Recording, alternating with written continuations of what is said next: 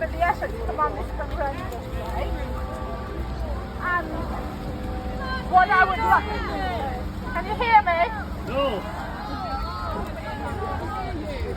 Right, I'm going to have to shout, which is not very dignified. Is that okay?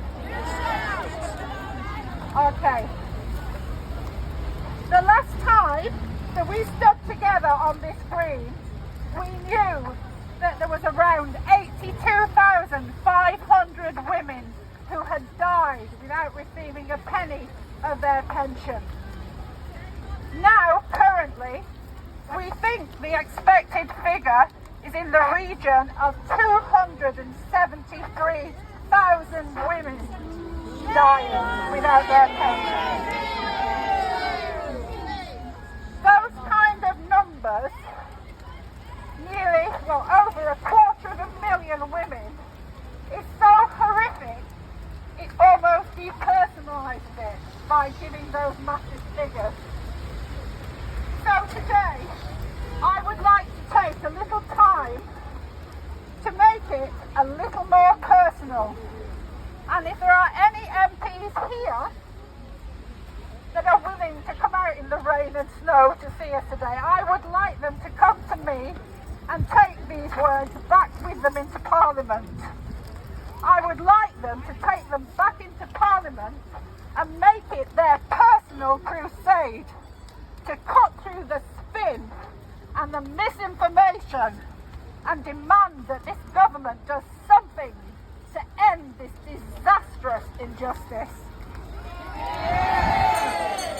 Last year, I received a post, as many of you would have seen, regarding a lady who had just died and had left us all a message and her permission to share. After reading it, I was completely heartbroken, and it reminded me of exactly why we need to fight and to fight on. She is one of the reasons that we cannot give up. Not now, and not as long as this injustice is destroying lives. She apologised for her spelling mistakes due to her illness, but this lady had worked from the age of 15 years old in various skillful careers and was also a teacher for many years.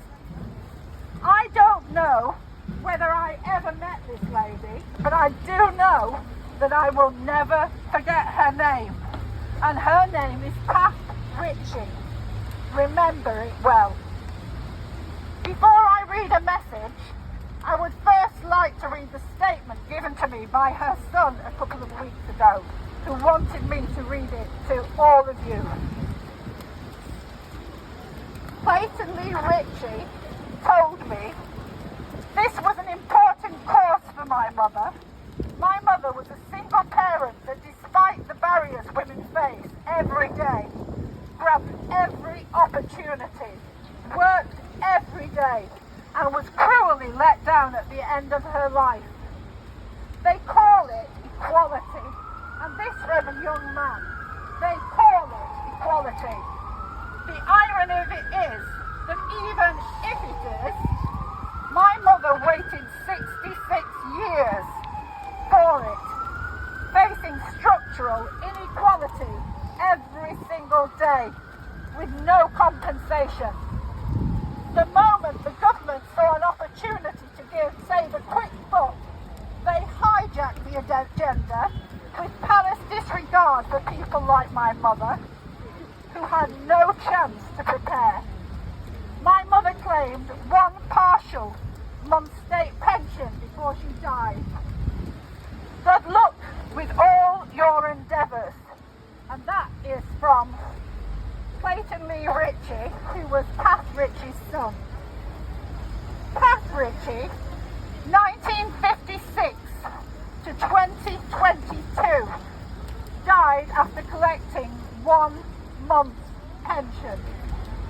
This was her message to all the 1950s women and to the government at the time, and I don't make any apologies because I will get emotional. Please God, listen to them. We are begging for our rights.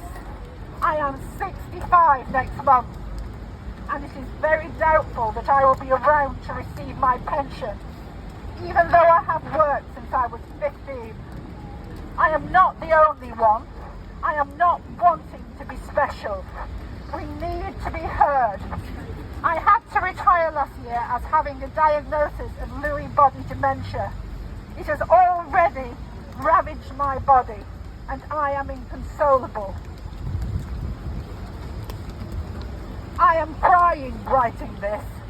I cry every day. I can't help it. Why do I have to rely on benefits to live when I just want what's mine? I am having an end-of-life plan made tomorrow. I have had to leave my home and go to a place where they can help me. I pay for this. I know what this disease means to me. I am already suffering. I also know what I have to come. I watched my father die of Lewy body dementia. It was the most traumatic time of my life. I know how it will end. There is nothing that can be done. I am so angry that I and my sisters have been robbed. I know I'm angry, but this is a fiasco. Do what we are asking and give us what we deserve, what is owed to us. It is not going to stop my fate, but at least I can die knowing I made a difference. Bless you, my sisters, and I am so proud of your perseverance. God bless you. And that was Richie, 1956, 2021.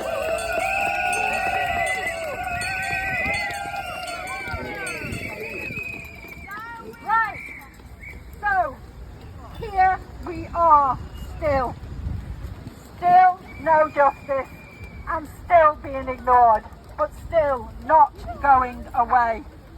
Perhaps the Ombudsman should be made to read this woman's account before they play down the devastation that we have suffered in their findings. Or perhaps we should tell them about another terminally ill lady today, who I won't name, who has currently been deprived of her comfort in her final days, who has donated the price of 2 tickets, even though she knows that she will soon, and this is in her words, be one of the statistics. My update a week ago on this lady is that her condition has deteriorated, so my thoughts are very much with this lady, her sister and her family. These amazing women are dying fighting, and shame on this government for doing absolutely nothing. They know we have suffered. They know we are suffering still. No amount of spin is going to wipe that stain away. So on International Women's Day, let us honour Kath Ritchie for the strong warrior she proved herself to be, and for all the other women who are having to endure this betrayal. I thank her for sharing the story while suffering immeasurable pain. Remember her name. Carve it on your arm if you have to, but look at it to remind yourself whenever you forget why we are fighting, and every time this appalling government tells us we do not deserve proper justice and proper compensation. Thank you.